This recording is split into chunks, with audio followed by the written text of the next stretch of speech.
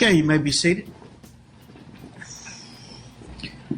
Okay, let the record reflect that the defendant is present along with counsel for the defendant. Both sides ready to proceed? Let's return to jury.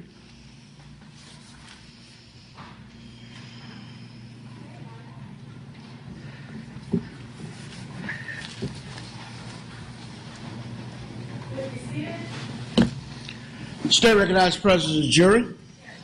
Defense. Good afternoon, members of the jury. Did you heed all of my previous admonitions? Mr. Baez, you may proceed. Court. Jose Anthony. I don't prosecute him. Good afternoon, ladies and gentlemen. On behalf of the defense, I want to thank you for the sacrifice that you've made in your jury service and coming here and helping us see justice. We know it's no easy task, and we intend, I'm sure, both sides on getting you home as quickly as possible once you have all of the information that you need, and not a moment before. We are here, and you had to leave your homes because of an onslaught of publicity that lasted for 3 years, in the middle of sound bites and sensational media coverage. Caylee Anthony stands trial for her life. Now, what I'd like to cover with you, I've organized my opening statement into several different ways. I'd like to cover with you what I'm going to go over first. First off, I'd like to tell you what happened. We sat through almost 2 hours. There was day 1, day 2, day 3, day 4, and so on and so on. But no one ever told you what happened. But today, you will be the first people to know exactly what happened to Caylee Marie Anthony. I will also discuss with you Mr. Roy Kronk. That name was silent throughout the first 2 hours of this morning. And I think you're going to find after I conclude that it's going to be shocking why that name wasn't mentioned to you previously. And what, if any, role Mr. Kronk will have in your evaluation of the evidence. I think that's very important, and we're going to cover that. After that, I'd like to talk to you about the investigation. This investigation was extremely thorough when it comes to focusing in on Caylee. Probably the most comprehensive investigation that you will ever come across and in the history of the state of Florida. It was directed at one person and one person only. Now, the problem with this investigation that you'll find is that it reached the level of desperation. And that's going to be covered throughout my opening statement and my opening remarks. At what point do we stop speculating? At what point do we stop guessing? At what point do we stop being so desperate? Now, after the investigation, I want to talk to you about Suburban Drive. Suburban Drive is the location which is right around the corner from the Anthony home, and it is where Caylee's remains were recovered.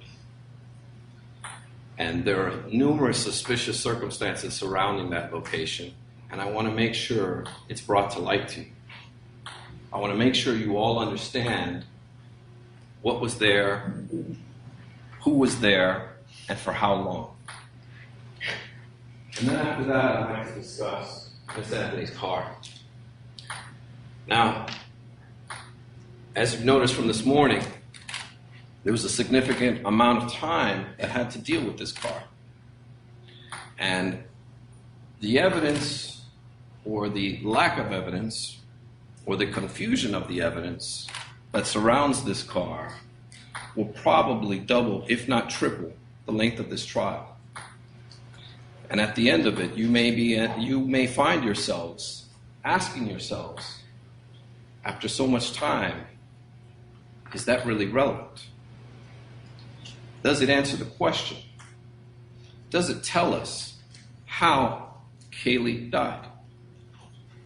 And that's why you're all here today. We're not here to talk about day 1, day 2, day 3, day 4. We're not here to talk about how inappropriate Casey acted, her foolish actions. We're here to talk about, and we're here to find out exactly how Caylee died.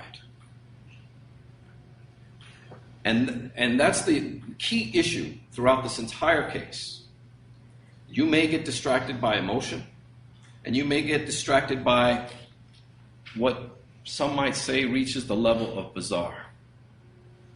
But you cannot lose focus, and you cannot forget that you're here on a first-degree murder case, a death penalty case, where they want to take someone's life. And that's what we're here for. And you're going to find that this is not a murder case. This is not a manslaughter case. This is not a case of aggravated child abuse. This is none of those things. But you can't be distracted. We all chose you because we thought you were the best jurors to sit on this case. You wouldn't be distracted by emotion that would let the law guide you in making a just decision. The death of a child is a horrible, horrible tragedy. And no one here is going to ever say otherwise. But we have to remain focused. We're not the media. We don't have the opportunity to speculate and to draw in viewers and to sensationalize life. And that's what we're going to talk about throughout this trial, is life. Some of the happy things, but many of the ugly things that come along with life. And that's what this case is going to be about. Afterwards, I want to talk about the forensics. Exactly what reliable forensics you can rely on, and what isn't necessarily science, but more like science fiction. And you'll see that throughout the course of this trial as the state reaches that level of desperation.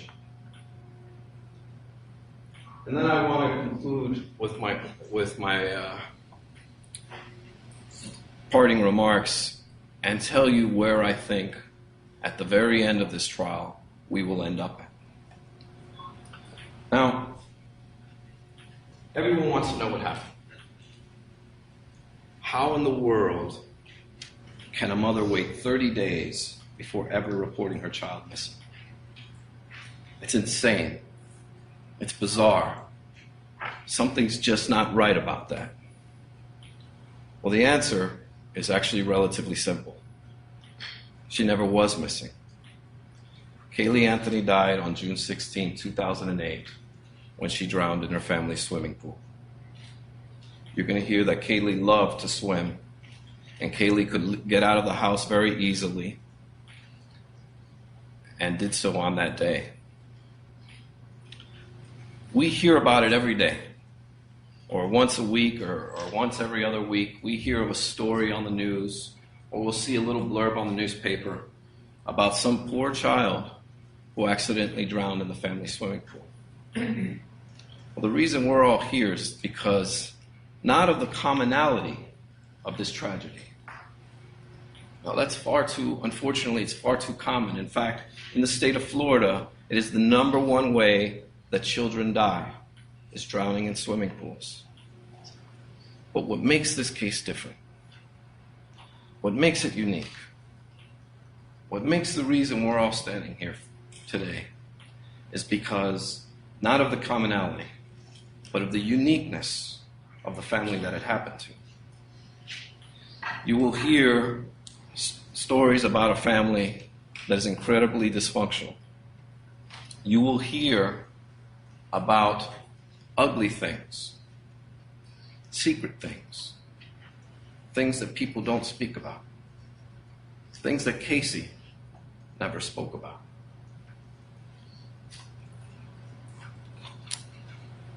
Come with me to 4937 Hope Spring Drive, or as you can see, it looks like the all-American home. In fact, you can drive by any home in the United States and never know what goes on behind closed doors. You never know what secrets lie within.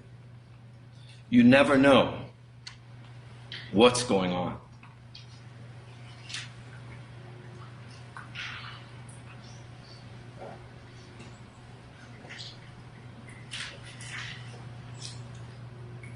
On June 16, 2008, after Caylee died, Casey did what she's been doing all her life, or for most of it, hiding her pain. Going into that dark corner and pretending that she does not live in the situation that she's living in. She went back to that deep, ugly place called the Nile to pretend as if nothing was wrong. And you'll see as the evidence comes in that that is the most likely conclusion of the evidence. That something's not right here. Something's not right with this girl. You've heard some of it today. Some of it may have been shocking already for you to listen to. But what you don't hear, what you didn't hear, is that Casey was an excellent mother. She took care of Caylee. That child never went without food, without clothing, without shelter. You won't hear a single person come up here and testify how she was neglected or abused. There's no broken bones. There's no trips to the hospital. There's no moment that would help you determine that this child was abused or anything but loved by all members of the family, especially her mother. The photographs that Ms. Drain-Burdick talked about early on, they were all taken by Casey. Casey adored her child. And you'll see photographs of her room, of her life, and you'll know that this child was loved, but not for a horrible tragedy, a common tragedy. Are we all here today? You see, this family must keep its secrets quiet. And it all began when Casey was 8 years old and her father came into her room and began to touch her inappropriately. And it escalated. And it escalated. What does a sex abuse survivor look like? They wear a scarlet letter. They have a tattoo on their forehead. We could all be sitting next to a person who's a sex abuse survivor and never even know it. These things are kept quiet. And these ugly secrets slowly will come out through this trial. A little bit of a sign here, a sign there, a sign here. And you'll be able to know and see what makes Caylee Anthony behave the way she does. Why did she act as if nothing was wrong? She didn't run. She didn't move to California, New York, and say to her parents, sorry, you're never going to see your granddaughter again. That's the easiest thing to do. Instead, she acted as if it never happened. It never even happened. You hear stories of this Zanny the nanny. It's true. For 2 years, she pretended she had a job and pretended she had a nanny. Is that normal? Is that what normal people do? They get dressed up. They pretend that they're going to work. They have fake emails from work. Well, there was a reason behind this. Something's not right here. And anything Casey could do to protect her child, she did, including living a lie, making up a nanny, making up a job. That's what Casey had to do to live. She wanted to live. She forced herself to live in a world that she wanted to, not the one she was thrust into. And you're going to see throughout this case how some of this evidence came to be. For example, When Casey came home and told her family that she was pregnant, it was to be kept quiet. No one was to know. Why? I hate to say, you'll have to speculate why. Unfortunately, because of the way this case was investigated, we'll never know all the answers. But it wasn't until she was 7.5 months pregnant did the outside world know that Casey was with child. When Casey was about 7 months pregnant, the family went to a wedding. Her mother's brother's wedding. This is her uncle. They're there. That's their wedding photo. In June, Caylee was born in August. This is Casey, 7 months pregnant. Everyone wanted to know who the pregnant girl was at the party. When Cindy Anthony, Casey's mother, and George Anthony were confronted with this, they both looked at Cindy's brother like he was crazy. They denied. Cindy, who is a registered nurse, said, "Oh no, she's just retaining water." You'll hear other stories, well, oh, she just had a tumor. She was pregnant. There's no denying this. This is a pregnant girl. But yet the entire family wanted to keep it quiet. Why? They hid this child, this beautiful child, in life. You can best believe that they would hide her death. Now, another thing you'll hear is when Casey didn't want to hide this anymore, she went to Cindy's job. And in the middle of the summertime in July, wearing an overcoat. Hot summer day, wearing a huge coat to hide her pregnancy. When co-workers saw her, they began to talk. Office gossip came around. And unfortunately, a week later, Cindy Anthony had to come in and announce that she was going to be a grandma. Something's not right here. This is strange. This is bizarre. This is the life of Caylee Anthony. Now,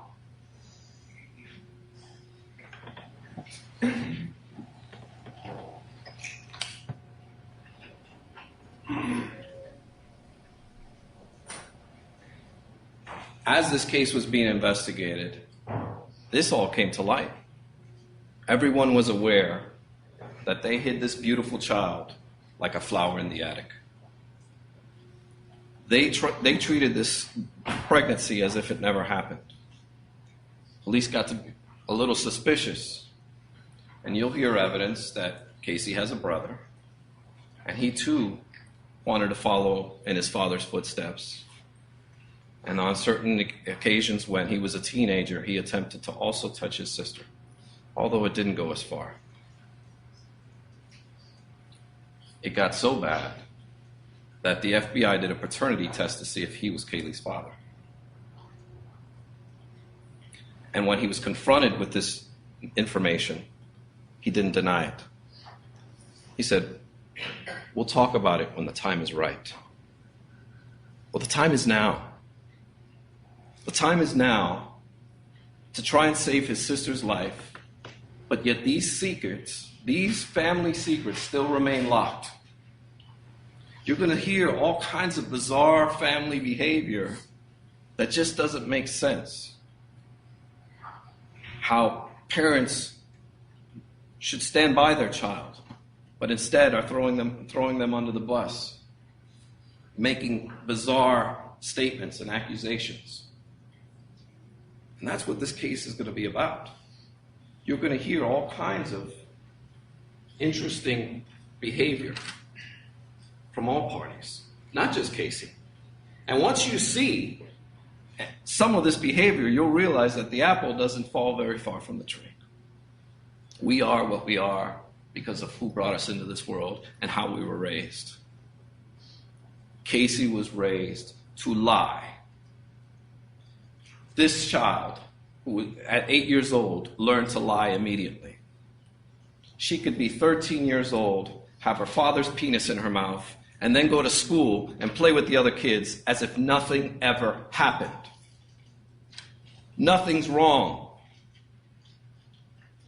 That will help you understand why no one knew that her child was dead.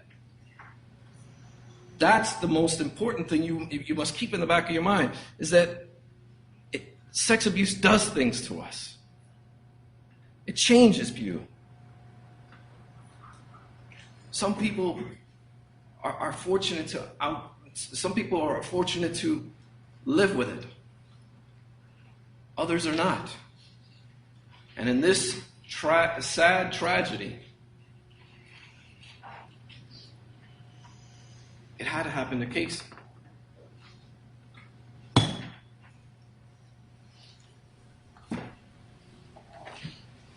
On June 16th, 2008, Casey was home with Caylee, and so was her father. Early morning hours, the exact time is not known. It could have been early afternoon, early morning. Actually, it was the early morning hours. George Anthony approached Casey and started yelling at her. "Where's Caylee? Where's Caylee?" They began to search the house. They couldn't find her. They searched in the bedroom. They searched under the beds, in the closets, in the garage. Then they went outside.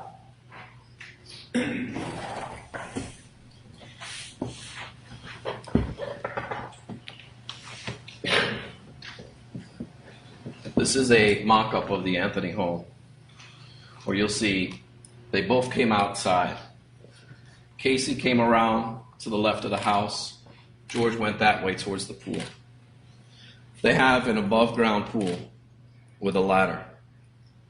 And we'll talk about the pool and the ladder in just a moment. But what happened next is, as soon as Casey came around this corner and went back, she saw George Anthony holding Caylee in his arms. She immediately grabbed Caylee and began to cry and cry and cry. And shortly thereafter, George began to yell at her, "Look what you've done! Your mother will never forgive you, and you will go to jail for child neglect for the rest of your freaking life." She cried and asked for her father's help. And it was shortly thereafter that George did help. It's at this moment that Casey should have been stronger. Casey should have called 911. Casey should have done the right thing. And that's what she's guilty of. She's not guilty of murder. This is not a murder case. This is not a manslaughter case. This is a sad, tragic accident that snowballed out of control. Her death was covered up. Why did George do this? Why didn't he call 911? Again, if the investigation had gone in a different direction, maybe we'd have the answers to those questions. But unfortunately, we don't. We've done our best, and we'll do our best to bring all the information to you. But that, unfortunately, will go unanswered. Here's some things you must know about the swimming pool.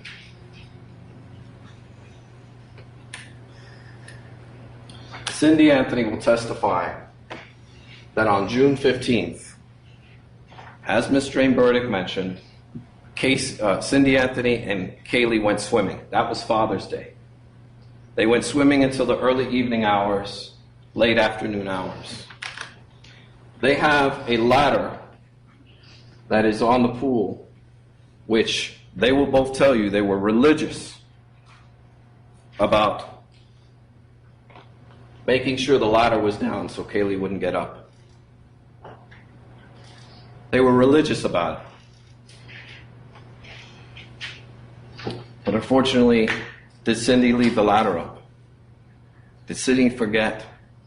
Because right about the time they were getting out of the pool, Casey came home. We don't know. We don't know. Is she holding guilt inside of her for leaving that ladder up? We don't know.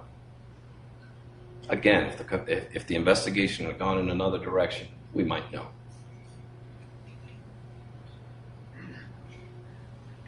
George Anthony will tell you that Caylee used to wake him up all the time in the morning and say, "Jojo, swim, Jojo, swim," and that she can get out of the house in a hurry through the sliding glass doors and get out immediately. And that's why they were so religious about the pool. Now, something extremely odd happens the day after Caylee drowned in the pool. And that is on the 17th, the day after, Cindy Anthony goes to work and tells 2 coworkers that someone is swimming in her pool. And they're like, "Of course someone's swimming in your pool. That's what pools are for. Pools are for people to swim in." She says, "No, you don't understand. Someone left the ladder up. We're very religious about that. And someone left the gate open. I don't understand." This is June 17th, the day after. This is information that law enforcement had and completely ignored because they had murder on their minds. This couldn't be an accident. That's not sexy enough. We've got some bizarre girl over here lying to us and telling us these outrageous stories, and the media loves it. They're eating it up. You'll find that professional police work took a back seat in this case. And they were more concerned about the public than they were in doing their jobs.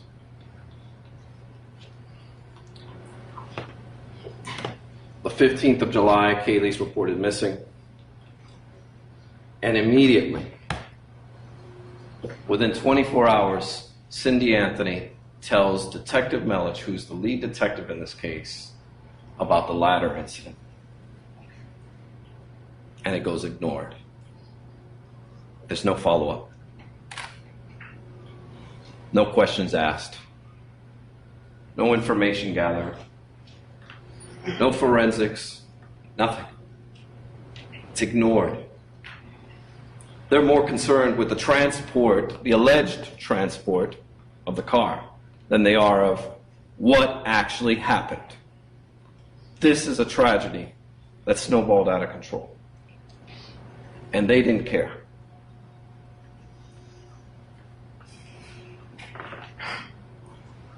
Now, what we do know is that George Anthony took certain steps to actually make sure he was as far away from this situation and that Caylee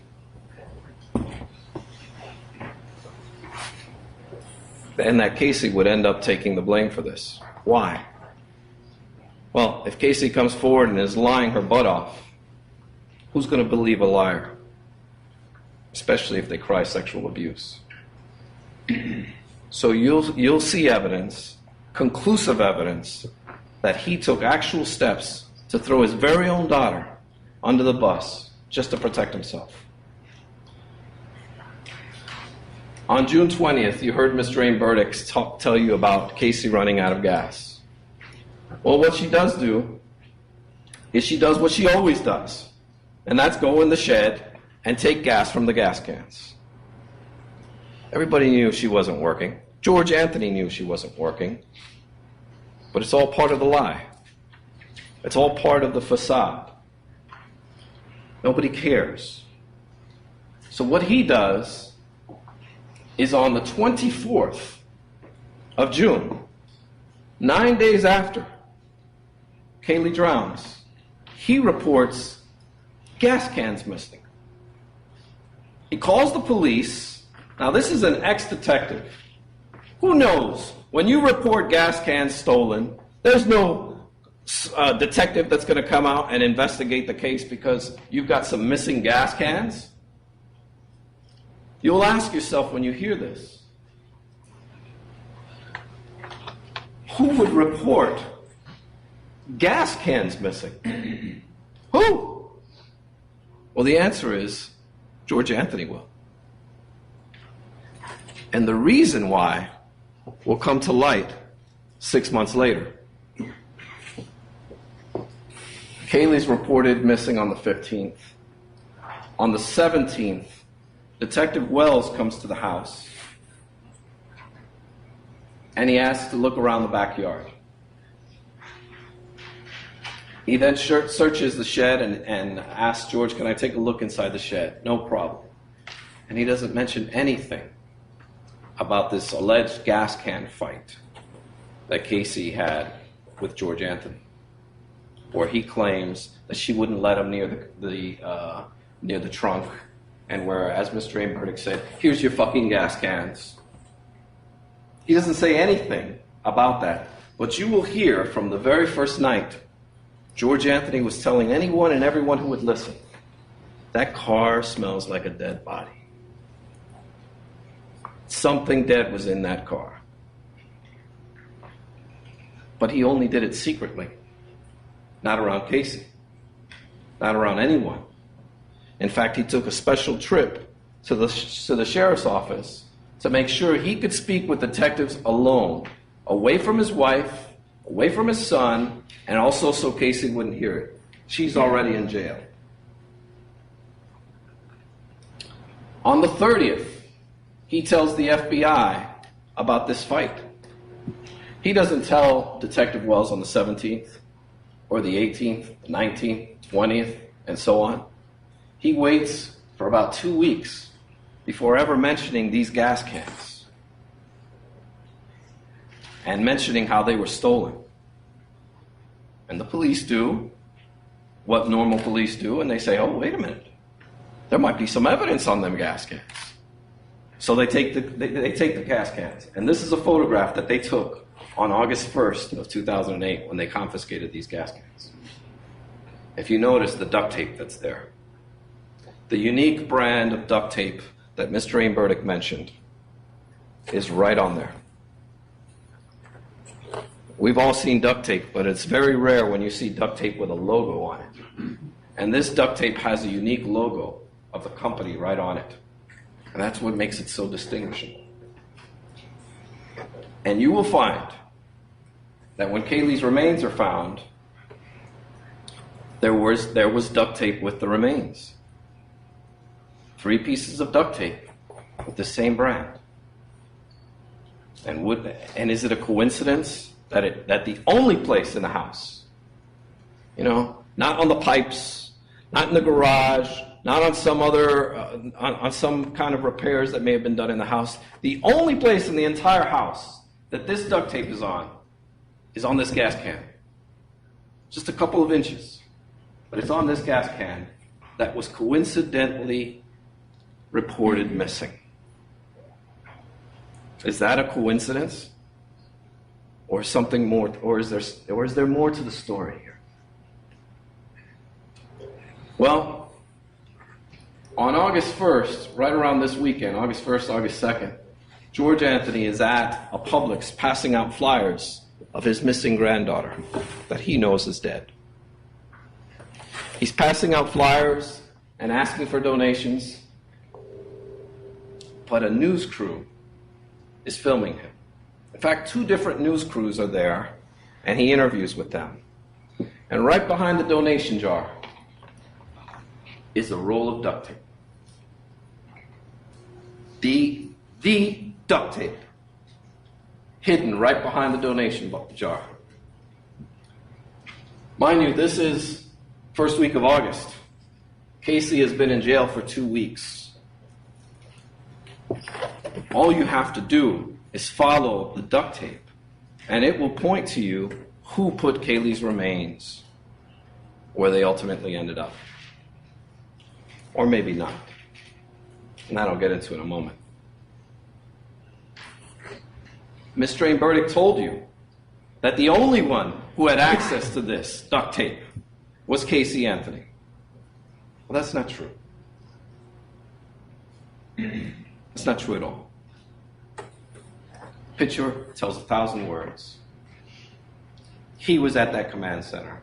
He was home on the 16th. The only person and the only piece of evidence, the only physical evidence that you will find in this case that connects Caylee's remains to anyone at the home is this duct tape. And that's why these gas cans become such a critical piece of information and such a critical piece of evidence. You cannot deny it. You can see it. You can feel it. You can touch it. This is evidence. And this tells you. Your Honor, I'm going to object to the argument rather than opening statement. Continue.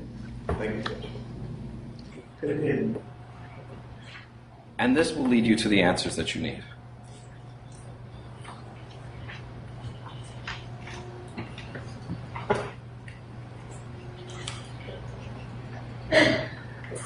Now, most importantly, you're going to hear evidence that while at this public supermarket passing out flyers of his missing granddaughter, George Anthony met a younger woman by the name of Crystal Holloway.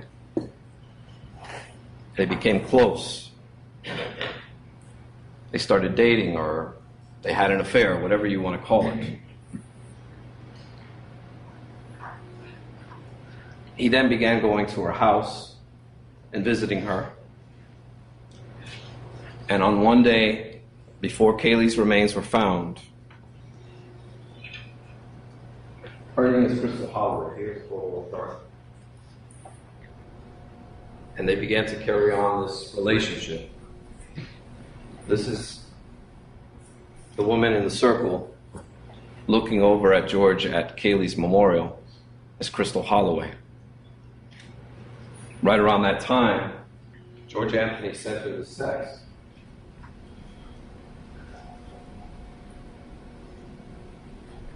Well, he has denied and will deny on this stand that he ever had a relationship with her. But he couldn't get around the guard at the gate where she lives in, because that woman saw him coming and going many times at her home.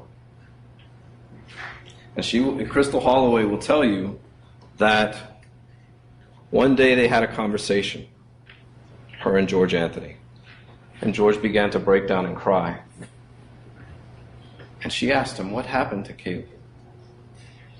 And he said, it was an accident that snowballed out of control.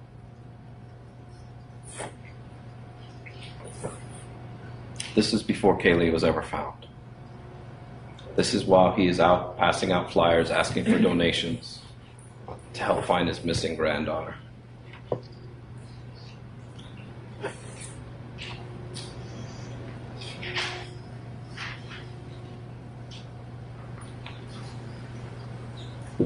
George Anthony carried around this guilt for many, many months.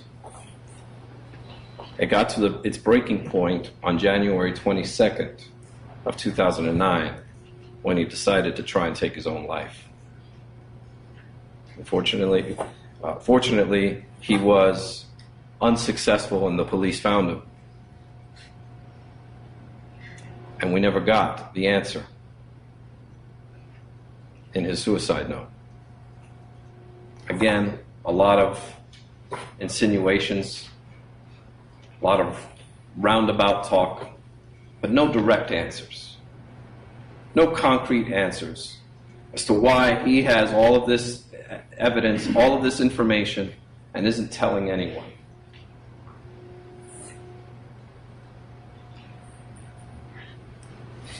I want to be clear about something. Absolutely 100% crystal clear about something. We are not, nor will we ever, say that George Anthony killed Caylee, or that he had something to do with her death. And the reason's simple. It's not true. It was an accident. And despite how easy it is to point the finger and say there's something sinister here, and maybe play on your emotions, the fact of the matter is, this is an accident that snowballed out of control. This is not a murder case. This is not a manslaughter case. This is a tragic accident that happened to some very disturbed people. People with significant issues, unresolved issues, unresolved trauma. And while it's been fodder for the media, and these bizarre stories just go on and on and on, the fact of the matter is, it's an all too common tragedy, an unfortunate one. Now, I'd like to talk to you briefly about Mr. Roy Kronk, the name that you did hear during the spring verdict's opening statement.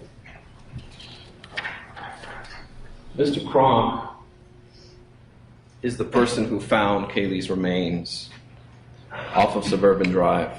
And I'm going to show you right now a brief diagram and the interesting circumstances surrounding Mr. Kronk and his discovery.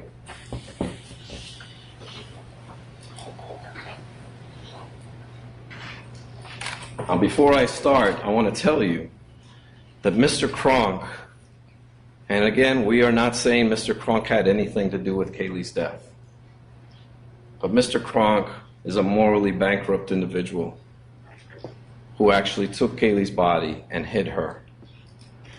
And anything that you derive from the scene off of Suburban Drive is completely unreliable because of the actions of Mr. Kronk.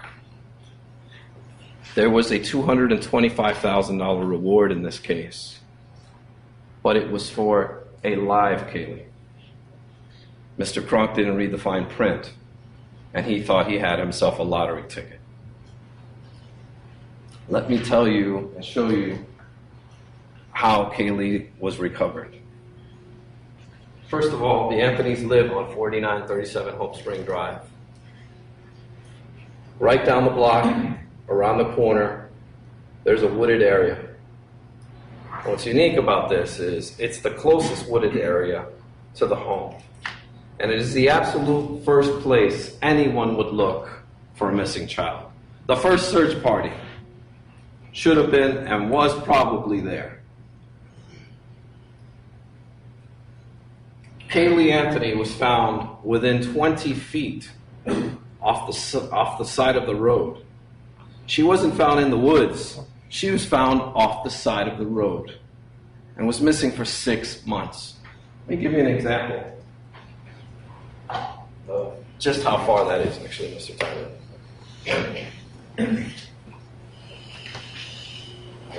Actually, this way. Now you're 4 feet away from the actual wall.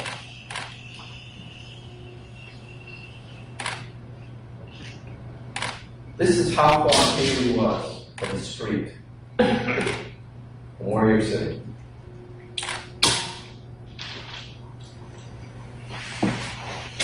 And if you take into consideration that there's grass that's about 5 feet, this is how far, if you were mowing the lawn, walking by on your way to school, or walking your child to school, walking your dog, this is how far away you would be. And for 6 months, with thousands of searchers looking for Caylee, hundreds of people off Suburban Drive, every character with an agenda was down here looking. We had psychic dog handlers. I'm serious. We had a psychic dog handler. We had psychics, private detectives, bounty hunters, search volunteers, police officers.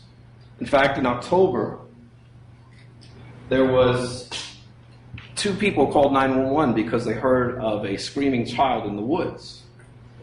So police were dispatched. Helicopters were deployed, and they searched this entire perimeter area. And they didn't find anything. In September, they also searched this area. Volunteer searchers searched that area with a group called Texas EcuSearch. Then in the first week of November, again they searched this area. Well, Police also searched that area, but there are no reports of it. The only reports of searches that we could find were from the Orlando Police Department, not the Orange County Sheriff's Office. But yet, on December 11th, when Caylee was found, the sheriff came out and announced that they were all over that area, and it was probably underwater. So the state of Florida does the smart thing and gets a hydrologist from the University of Florida to come out and conduct a study to be able to show to you how much underwater this area was. Well, it turns out that that place was only underwater for 10 days. The rest of the 6 months, it was completely dry. Well, not completely dry, but it was dry. Now let me tell you about Mr. Cronk and his activities. On August 11th, Mr. Cronk is a meter reader, and he stopped off the Suburban Drive right around here with two of his co-workers. And right down the block, everyone was talking about the media frenzy over here. Now, this is August 11th. Caylee's been reported missing for several weeks now. And there are about 5 or 6 news trucks parked outside of the Anthony home, and everyone's heard about this case, especially here in Orlando. One of Cronk's co-workers says to him, "You know, this would be a good place to dump a body. They should search here." Mr. Cronk says, "Yeah, you're right." He then goes into the woods to urinate. And while he's urinating, he tells his friends, "Hey, I think I see a skull over here." And they start, "Oh, you're crazy." They start walking towards him, and they see a dead snake. And they get so distracted by the snake that they forget about the skull. Mr. Cronk will later be asked, "How sure were you that you saw a skull?" He'll say 99.9999%. I was certain on August 11th I saw a skull. Well, he doesn't tell his friends, "Forget the snake, come look at this skull." He doesn't come down here and get a news van and say, "I found Caylee." Does nothing. Goes back to work. Doesn't mention it again to any of his coworkers. Well, later on that afternoon, Mr. Cronk calls 911 and says, "There's 2 little areas that you can go in, and there's one long big tree laying down, and a bit further up, I saw something round and white." Not saying it's Caylee or anything like that, but you may want to check it out. Okay. Officers respond, but they drive by, they don't see anything. August 12th, he calls again. And he talks about a suspicious gray bag, vinyl-like bag. Even the material, vinyl. And he describes an area where someone ran across with a mower, but the weeds are still high, and a fallen tree that looks like someone tried to cut it with a white board. Someone tried to cut it, and there was a white board hanging across. A lot of details he's giving. Well, the police come out again, they drive by, they don't see anything. The next day, they tell him, "Why don't you come out tomorrow after work and you show us where exactly this happened." Well, he comes out and he meets a deputy. And the deputy's there to investigate a suspicious bag of bones.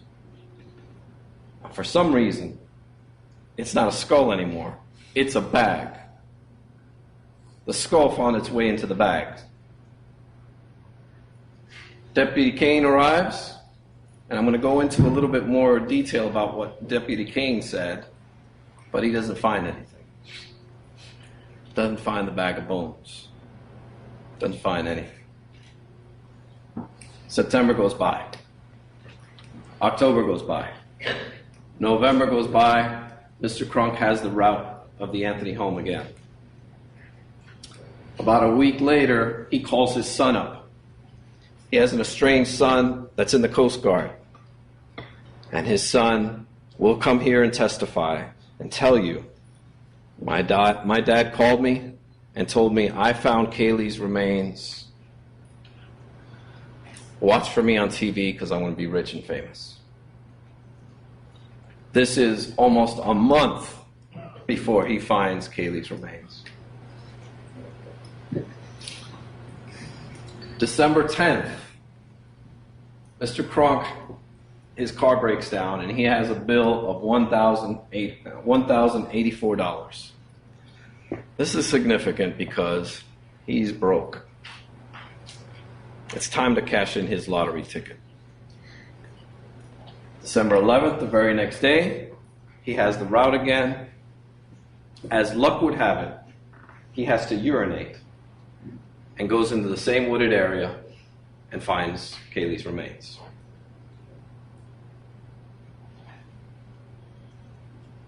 Reasonable doubt is not sprinkled throughout this case. Reasonable doubt lives here throughout the entire case. You will not be able to trust a thing having to do with Mr. Kronk because he had control of Caylee's remains for obviously several months. Where he found her, we do not know. Nor will we ever know. And the reason for that is because the police never investigated him. This was their three-legged pony, and they were going to ride him to the finish line no matter what. Mr. Kronk says that on the 11th, he goes to urinate and sees a plastic bag. Okay, he sees a plastic bag. He hits the plastic bag and he hears a thud. Then he takes his meter reader stick and he lifts the bag up and a skull rolls out. Again, somehow the skull made it into the bag and now a skull rolls out. And they ask him, is there anything else you want to tell us? And he doesn't say, yeah, I called you 4 months ago, 3 times. He doesn't say a word. Now, he may come up here and lie and say, yes, I told them. In fact, he does. He says later on, he says, I did tell the police, but they told me, keep quiet about it. You don't want to say anything about that. That will be what we call a conflict in the evidence, because the police will thoroughly deny that they told Mr. Kronk to shut up and not say a word about calling back in August. Well, several days later, they have to go straighten out this story. They can't have skulls rolling out of bags because, as Mr. A. Burdick told you, that duct tape to them is the only thing they have. The duct tape that George had.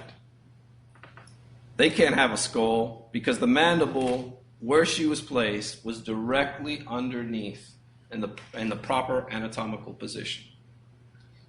Skull rolling out of the bag isn't gonna end up that way, and they know it. So they massage Mr. Kronk's testimony, and he changes it. He says, "Yeah, didn't roll out of the bag. I just lifted the bag and it was underneath it." But he clearly says it dropped out of the bag. He's on audio, a written statement, everything. Sworn statements. Sworn to tell the truth. Well, one of the first responding officers, when they arrive to the scene and he's there, one of the first things he says to them is, "Do I still get the reward even though she's dead?" Second statement is, "Will my ex-wife find out about the reward if I get it?"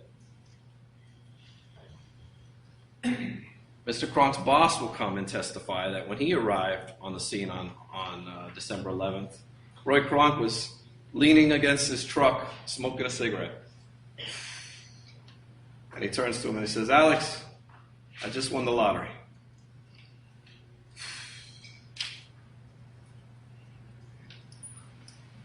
The police want Mr. Kronk to stay quiet. They don't want these people getting at him. They don't want the media getting to him. So they ask him, "Please stay quiet." And his response is, "Roy's got to eat too." Sorry, fellas. So what does Orange County do? What does the great Orange County do? They hire him a lawyer, and they pay for it. Orange County pays for a lawyer for this man to represent him. And then he becomes his media agent. And the very first interview that Mr. Cronk gives is to Good Morning America, where he licenses them a photograph of a snake. Can I have that slide, please?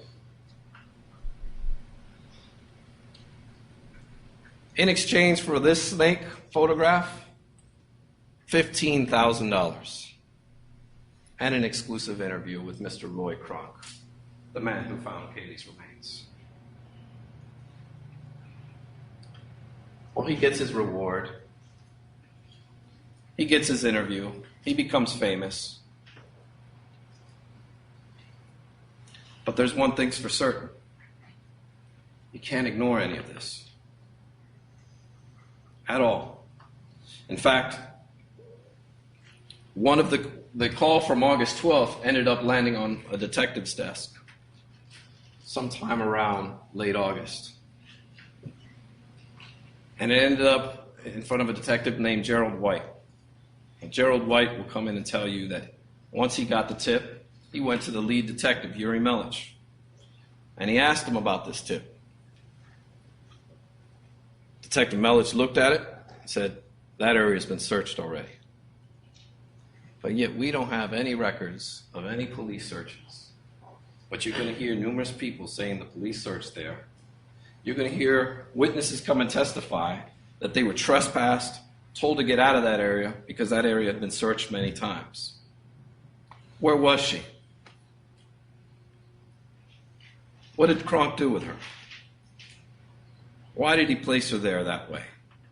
And can you trust anything this man has to say? And I would tell you, you can't. You will clearly see that you can't. The bright lights and the spotlight and the promise of fame and fortune took this man to take away all of the answers that you seek throughout this case. We would love to have more than just a photograph of the duct tape with George at Publix. We'd love to be able to tell you more and show you more, but we can't. And one thing you will know is that despite all of the ridiculous, stupid things that Casey did, that Mr. Aimberdick told you about, there's not one piece of evidence, one single thread of evidence that links Casey to Caylee's body. She's dumb enough to leave her on the corner, but smart enough to outwit the FBI, Florida Department of Law Enforcement, Orange County Sheriff's Office, OPD, every law enforcement agency that the prosecution could muster up, every alphabet, the Secret Service. They even autopsied the snake. That's how desperate they were. Yes, there was a snake autopsy in this case. They searched for every single thing they could just to try and, well, it's quite obvious. A high-profile case. They had already made an arrest. Casey was arrested within 24 hours of being questioned, when there were clearly signs that something was not right with this girl. Something was just not right. They jumped the gun. They immediately made an arrest. We'll worry about the evidence later. And this is their evidence. This is how they get to where we are today. And this is how they ask you to take someone's life.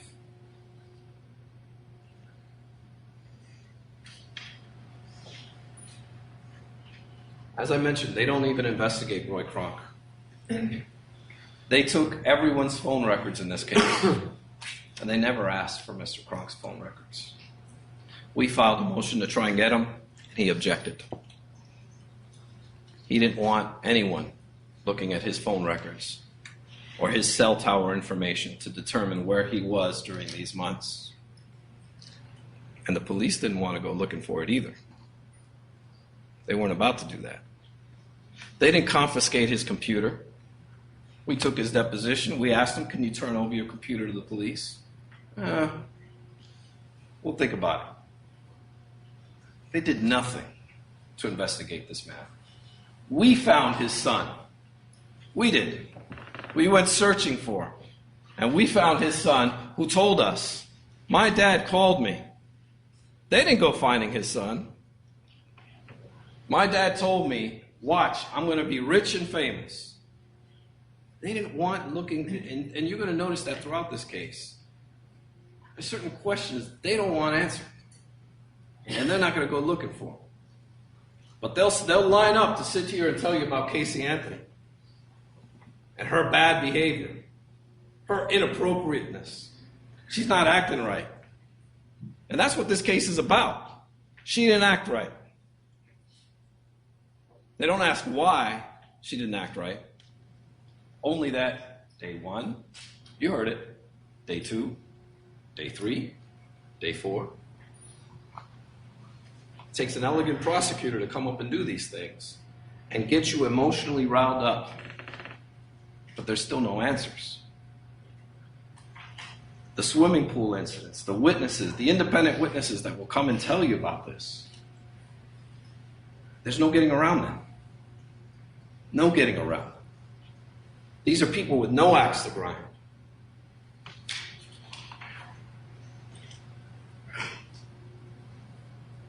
Now, I want to talk briefly about the investigation. I know I've touched on it, but you heard Ms. Dream Burdick tell you that on this day, on day 7, Caylee Anthony was spotted on video at IKEA, or day 12, she was spotted at the Blockbuster or another place.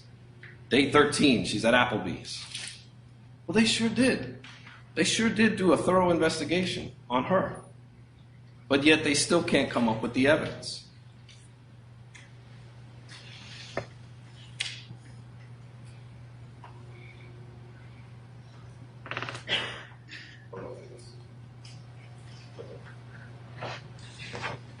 This is Sergeant John Allen. He's one of the lead investigators in this case. He's about 5 feet from the road, and he's pointing at Caylee's remains. But yet for 6 months, and all of that investigation, no one could find her. Look how close he is. She was placed there to be found, not to be hidden. But unfortunately, she was placed there by Mr. Kronk, and we will never know the answers.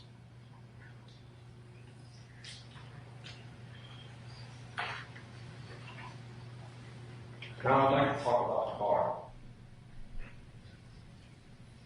Actually, before I go into the car, I want to finish up on Suburban Drive for a moment. There are 2 videos that you will see. There are plenty of witnesses who will come up and take the stand and talk to you about Suburban Drive and whether it was dry or whether it was not. And okay, maybe you can rely on them. Unfortunately, it wasn't until the defense raised the issue that she was placed thereafter that law enforcement wanted to shut that down. And that was in 2009. A year after is when they started going to these volunteers and asking them. That place was underwater, right? That place was underwater, right? And of course, all of these, everybody who's all riled up about this case and can't stand the inappropriate girl, all tell the police the same thing. Yeah, it was underwater. Yeah, it was underwater. But there are 2 videos that you will see. One from a woman named Gail St. John, the psychic dog handler that I told you about. Right around in early August, she has a video where she drives by the Anthony home and you see all of the media trucks and drives down towards and around the house, around the Suburban Drive, and says, I'm having a feeling. They get out, she has her dogs walk and you'll see the woman walking about 30 feet. It's dry, but it's right around the area where Caylee was found. And most interestingly, you'll hear about two private investigators who 1 month prior to Caylee being found were out searching right at the area where Caylee was found. What's interesting is these two private detectives were working for George and Cindy Anthony at the time. This may be a coincidence. Maybe. One of the private investigators, his name is Dominic Casey. He worked for the defense briefly, early on in the case, and then he went off to work for the Anthonys. Dominic Casey will tell you that he was on the phone with a psychic. Actually, first he tells everyone that he was investigating a tip, that when Casey was a young girl, she would hang out in the woods, and that he was out there investigating. Well, the police said, well, wait a minute. Casey's not a young girl anymore. She's 22 years old. Why would you look to see if that's a teenage hangout? And then he changes the story and says, well, I was following up on a psychic tip. Well, it turns out this psychic was introduced to Dominic Casey by Cindy Anthony. It could be a coincidence. But on December 20th, when the sheriff's office decides to issue a search warrant of the Anthony home, one of the first words out of Cindy Anthony's mouth is, I had people search that area, and the body wasn't there.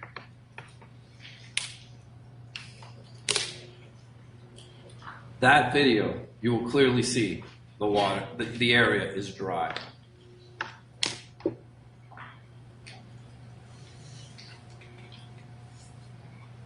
Now I want to talk about the car. As I mentioned to you, actually, if you need a break, we can take a break. Your Honor? Can't see you. I can keep going. Members of the jury, you need your break now? Okay, you can continue. Go on. All right. The car. As I told you, this car will be the subject of much debate. And you will hear evidence in this case that has never been admitted in a court of law throughout the United States. The air samples that Ms. Drain Burdick told you about. The hair has never been admitted in the state of Florida. The evidence that Ms. Drain Burdick told you about. As well as you're going to hear from a dog. While the dog can't get up there and testify, his handler is going to talk about the dog and what his dog allegedly said or reacted or alerted to. And we're going to get into that when we talk about the forensics. But one of the important things that I want to talk about is everyone talks about the smell of this car. And there's some things you don't know. Things you should know. And here they are. June 16th is the day Caylee drowned. On the 20th of June is when Casey runs out of gas for the first time. Now, it's going to be the state's contention that Caylee was in the trunk of Casey's car from the 16th through the 20th. Well, Casey runs out of gas, and she calls her boyfriend up, Tony Lazaro. And she does what she's always done. Goes and gets the gas cans. They break into the shed, they take the gas cans. Now, Tony Lazaro's testimony will go unimpeached. And that is, this young man cooperated with law enforcement from the very first day. He refused to speak to us, only at deposition. He wore a wire when the police wanted to investigate Lee Anthony, and he allowed them to bug his phone. He did everything that law enforcement asked. And on this day, Casey runs out of gas, and Tony picks her up. They get the gas cans, and they go to the car. It's in her family's neighborhood. Well, they pour the gas, and after they're done with one of the cans, Casey opens the trunk and puts the cans in the trunk. 4 days would be obvious, significant human decomposition in the trunk, in the heated trunk of a car. And that car would reek tremendously. But yet Tony Lazzaro doesn't smell a thing. And Casey doesn't go and handle the gas cans on her own. If she had a dead body in the trunk of the car, she wouldn't be calling the people to come out and come smell this car. So she opens the trunk, he smells nothing, and she puts the cans in the trunk. If she had a dead body in the trunk, she would have put it in the front of the seat, in the front seat. Wouldn't be opening up so that he could smell. And he doesn't smell a thing. But of course, by the time the cops question him, they don't like that. Are you sure you didn't smell anything? No. Well, maybe you were distracted by the fumes of the gasoline. And that's their explanation. That's their explanation. But the fact of the matter is, he doesn't smell a thing. And this is 4 days after, when he had complete access to that car and was right next to it, didn't smell a thing. On the 24th is when George files that famous police report. And he alleges this fight happens. Even though he doesn't tell anybody until 2 weeks after he reports Caylee missing. He doesn't say he smells anything in the trunk, if you believe that argument ever happened to begin with. On the 27th, Casey is throwing out garbage.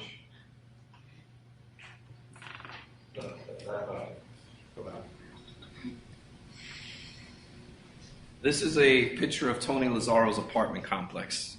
If you can see in the very front of it, there's a dumpster. People who live at this apartment complex must carry their trash to the front of the complex. Casey was staying there and she threw out the garbage. She threw the garbage in the trunk of her car. And like many of us forget sandwiches and leftovers and doggy bags, she forgot to throw out the trash. This is the same day she actually runs out of gas. That's where the smell comes from.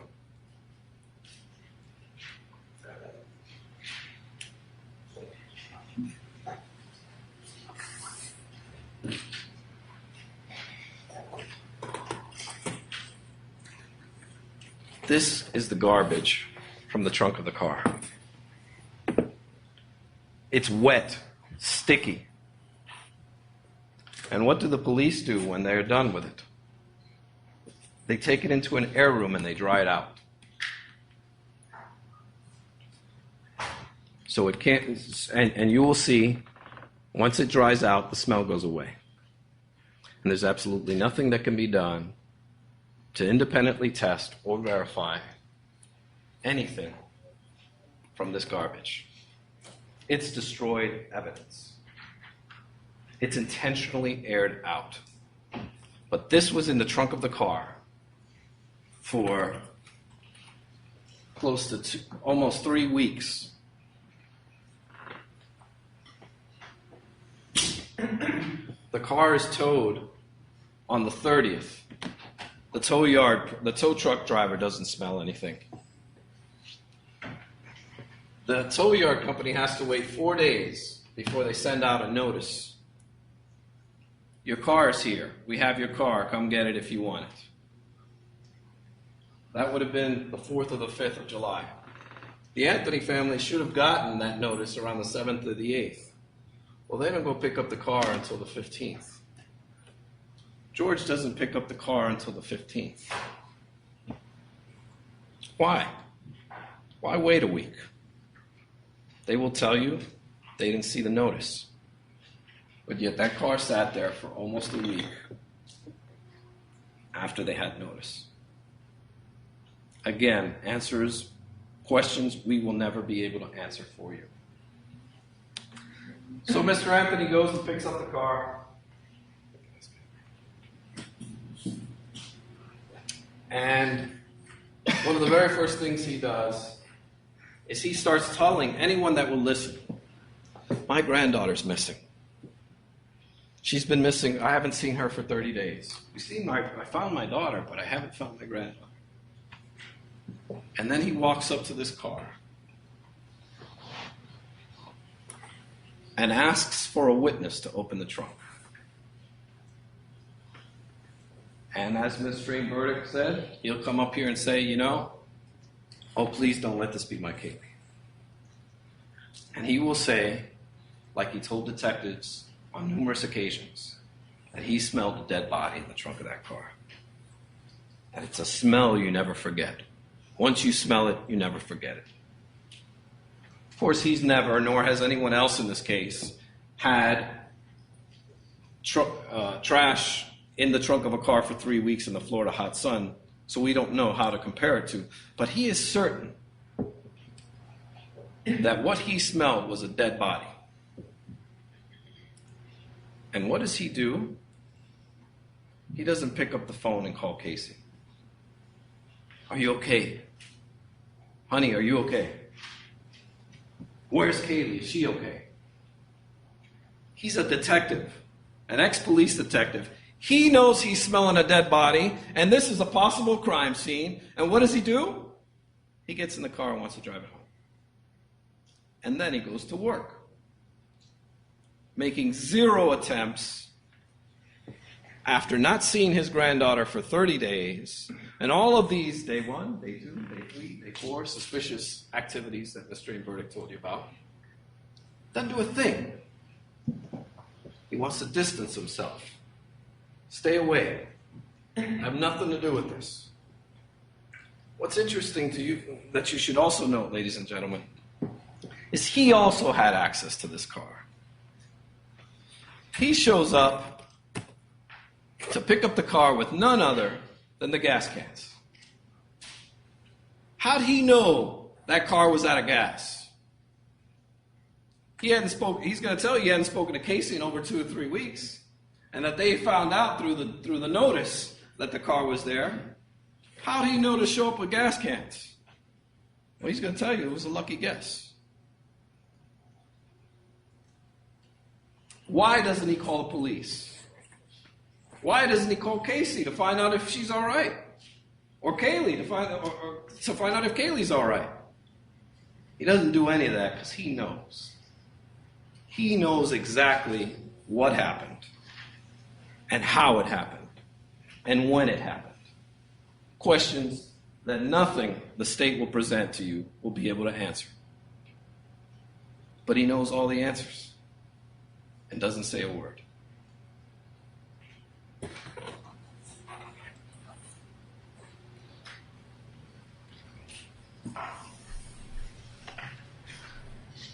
Now, one of the interesting things that will happen is you'll hear that Cindy went to work too. Cindy did call Casey, did send her a text, major problems, and we don't know when Caylee Anthony found out what happened, or if she does to today. But there's one thing for certain too, she went back to work. And people were already asking questions about this car because she had to leave work to go get the car. And just like the pregnancy, they were asking questions. And they said, Cindy, you need to call the police.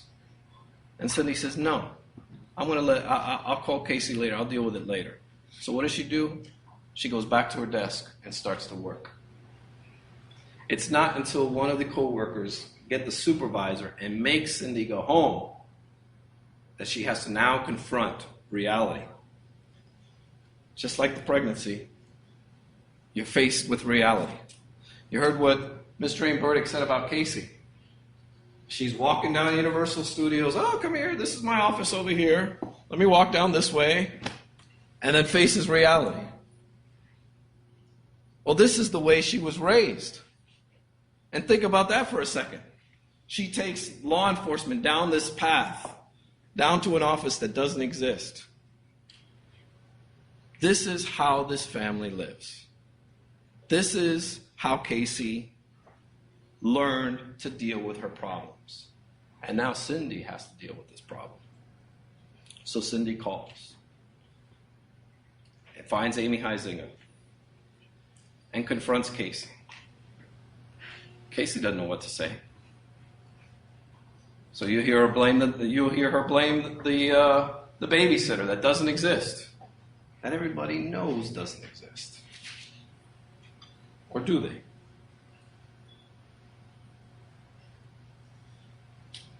And one of the most important and telling things that you're going to hear when you hear these 911 tapes is not what you hear, it's what you don't hear.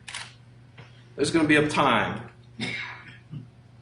where Cindy, who is hysterical on that 911 tape, she will turn and say, "George, Casey says Zanny took the baby a month ago." And you hear dead silence. I want you to listen to that.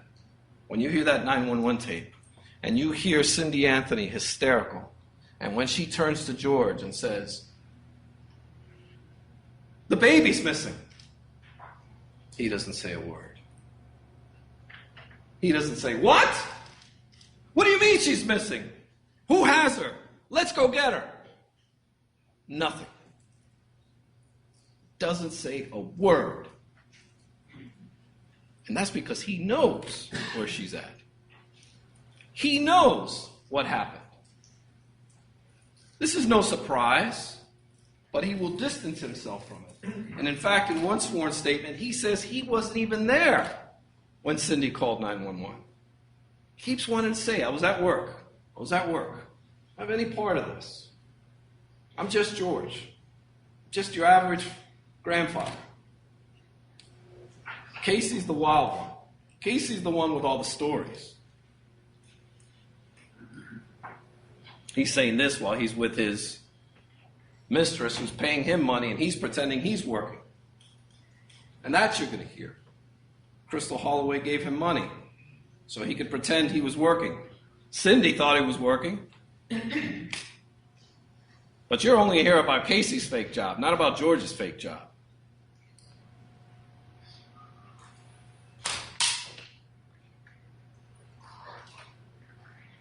You can get the dry erase. I want to touch briefly, and I'm just about to wrap it up, on some of the forensics that you'll hear throughout this case.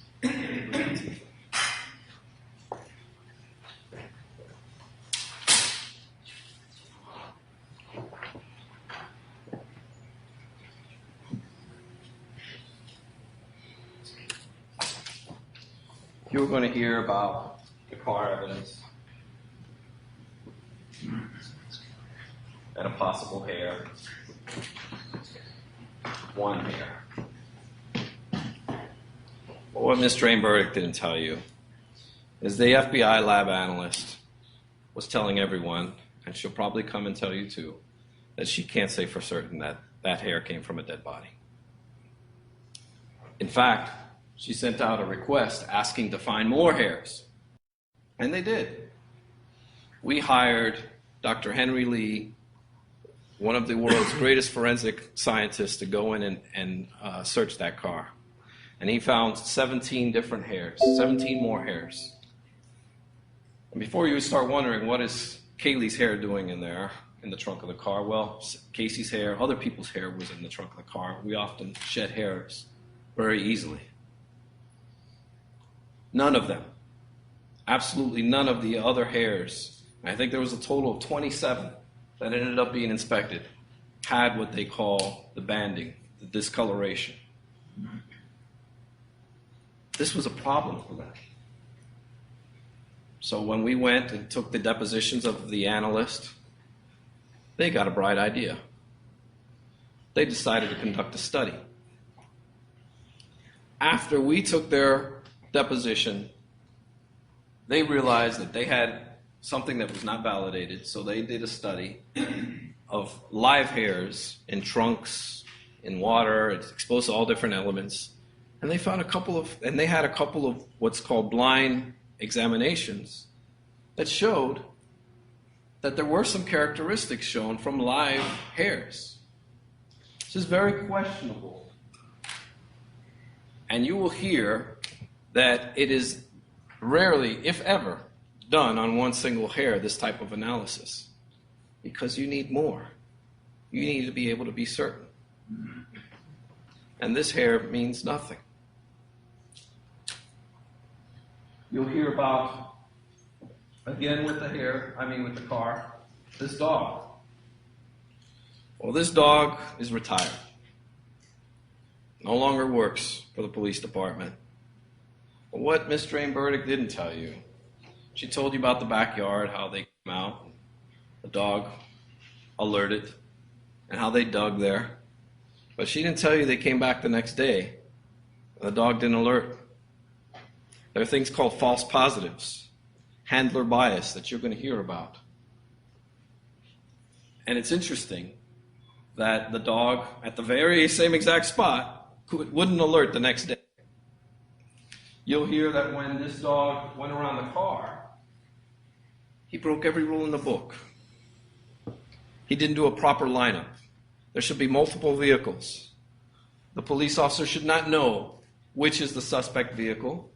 So that gives you credibility. It lets you know that this is real. This isn't the handler queuing off to the dog. Because the dog wants to please its master. These are called tools. And that's what the dogs are. They're just simple tools. There's a confirmatory test that must be done. And the dog, he knew exactly which car it was. And you'll hear conflicting testimony with whether it was one car or two cars. He's the only one that says he searched two cars, that they were side by side, while the other detectives and the CSI people will tell you it was just one car. And the most telling part about this dog is they took this dog out to Suburban Drive after they had finished sifting and collecting all of Caylee's remains. There were still several bones missing. And you will hear that, knowing that there were remains at this location, the dog never alerted. The reliability of this dog is questionable. I'd like to question the dog, but I can't. I'd like for you to hear it straight from the dog's mouth, but that's not possible. None of that's going to be possible. And the reason is that a dog should not be testifying in a trial. And let's not test it out in a death penalty trial either. This air sample, as Ms. Greenberg told you about Dr. Arpad Voss, a very interesting man. Again, throughout the United States, this evidence has never been admitted in a court of law. And this is an experiment that he conducted, nothing more. An experiment in which you will see flaw after flaw after flaw. It's never been validated. It's never been independently tested. And he can't find a single person in the entire world that would agree with his theories. That's going to be long, drawn out, and boring. But the fact of the matter is that they're getting desperate. Air samples. Pure desperation. You'll hear that this scientist is somewhat of an inventor. In fact, what he's doing is he's invented a sniffer machine. It looks like a metal detector, so that he can sell it to law enforcement agencies across the country. And what he's using to determine the chemical composition of human decomposition is this database. Well, it's now being validated in this courtroom. And he holds a patent to that machine. And he stands to make millions, and has an inherent bias by his testimony. You also hear that he has some other great ideas, like putting electronic leashes on flies to find dead bodies. And he also claims to be able to find hidden graves with a coat hanger. He's an interesting individual, and you'll get to hear plenty of his testimony, and it will be highly debated. Now, this is the evidence that Mr. Burdick talked to you about. Let me get this.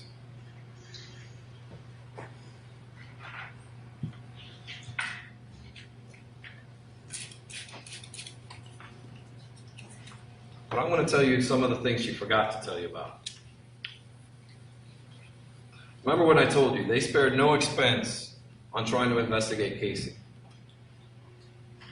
Well, Mr. Burdick didn't tell you that they searched all of her clothing. They did a search warrant on the home.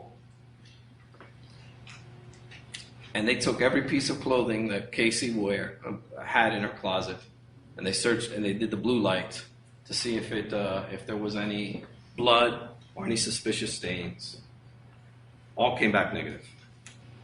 They took all her shoes,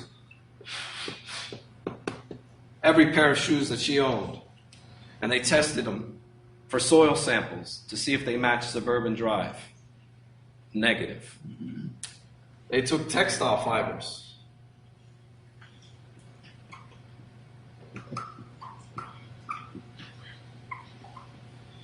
Sorry if you can't. I know my handwriting's getting pretty bad there. They took textile fibers that they found off Suburban Drive. They compared it to her car and to their home. No match. They checked the duct tape.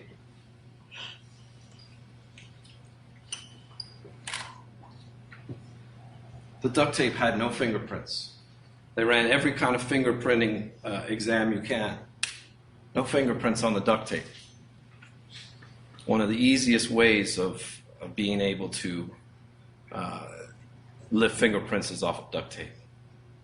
Yes, the duct tape was deteriorated to a certain extent, but they still tried at the FBI.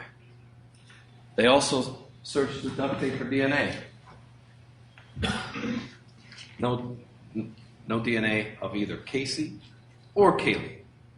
But yet they want you to believe that she had duct tape wrapped around her mouth and was decomposing, and completely decomposed, and not a shred of DNA on there. Misspeak. There was DNA on there. DNA from an FBI analyst. They contaminated the duct tape. DNA is so sensitive, so easily attachable, that an analyst in the documents department contaminated the duct tape. And there's also another profile on there who they don't know, a partial profile, someone they don't know. But it's only at what's called one marker. So it's impossible to find who that DNA belongs to. But it is not impossible to exclude both Caylee and Caylee. They're completely excluded.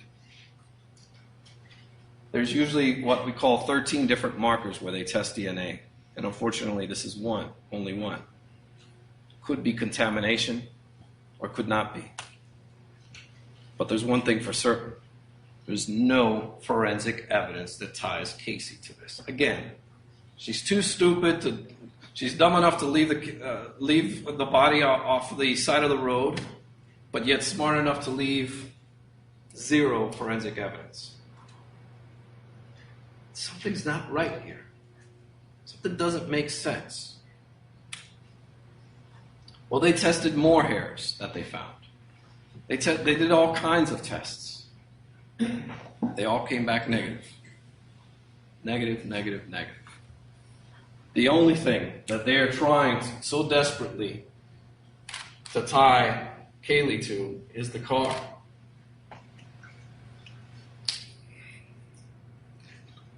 But one, if we get back to its basics, if we get back to the very basics here, that is, how did Caylee die? How did Caylee die? The car doesn't shed any light on that. At best, it tells you she was transported.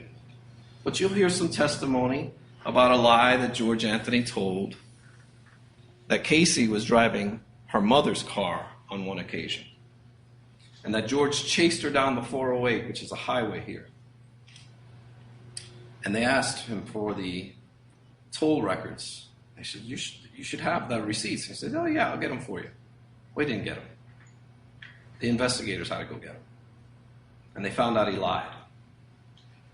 But he didn't get arrested for lying to law enforcement.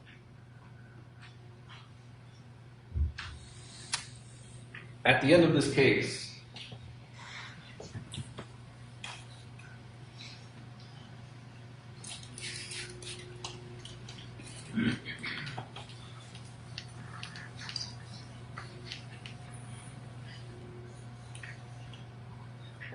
case, when you go back home and you're back in Clearwater and you're sitting around the dinner table and someone says to you, why did you find Caylee Anthony not guilty? You're going to say, well, I was fed a wealth of information, like a V. All this information came, but it all boiled down to one thing. They couldn't tell me how she died. They couldn't prove this was a murder. They couldn't prove this was a manslaughter case. There was no evidence of any child abuse. And that's why we voted not guilty. You're going to see throughout the entirety of this case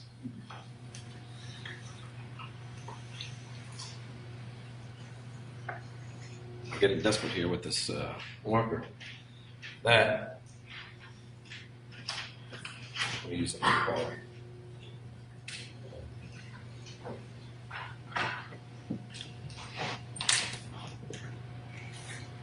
I'll do it down here. It's probably better.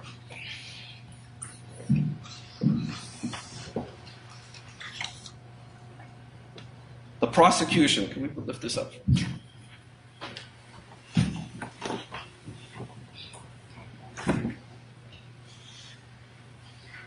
The prosecution in a murder case is supposed to prove their case beyond and to the exclusion of every reasonable doubt. Not a forced doubt or speculative one, every reasonable doubt. They've got to present to you a case A to Z to prove their case. Well, if the A is George Anthony and saying that he was the last person that saw Caylee, you really can't trust that now, can you? In fact, if you remember the indictment, it says from June 15th, not the 16th. Makes you wonder if they even believe him. If you can't trust George Anthony, and they don't know how she died, because the medical examiner will testify that her death was a homicide, but by undetermined means. They don't know how she died, but they're going to tell you it's a murder or at the hands of another. So if you don't have this, you don't have A, and Mr. Kronk represents Z, you don't even have that.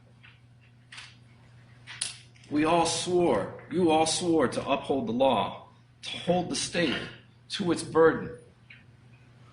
There's evidence here, a reasonable doubt to show you how Caylee really died. Why did we end up in this bizarre situation? We'll never be able to answer all those questions. And partially because it was never looked into. But the fact remains, this is not a murder case. And this is certainly not a manslaughter case. And there's definitely no evidence of any child abuse. When you've heard all the evidence, we're going to ask you to render a verdict of not guilty. All this aside, as important as some people think this case is, it's not nowhere near as important as it is to Casey. They didn't know her. They didn't love her the way Casey did. They didn't breastfeed Caylee every 2 hours when she was born. They didn't wake up every 3 hours to feed her. They weren't there when she first walked. They weren't there to take care of her. Casey was.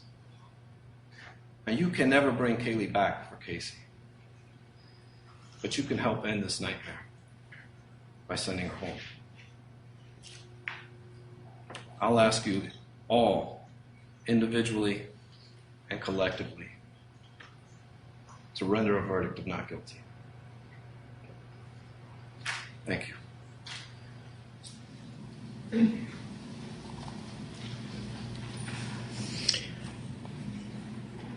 Take those things down, please.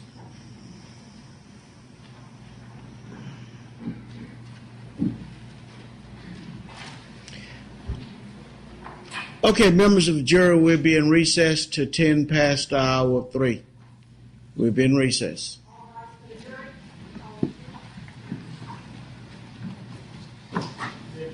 May be seated. State has its first witness available. Okay, 10 minutes past. We're in recess.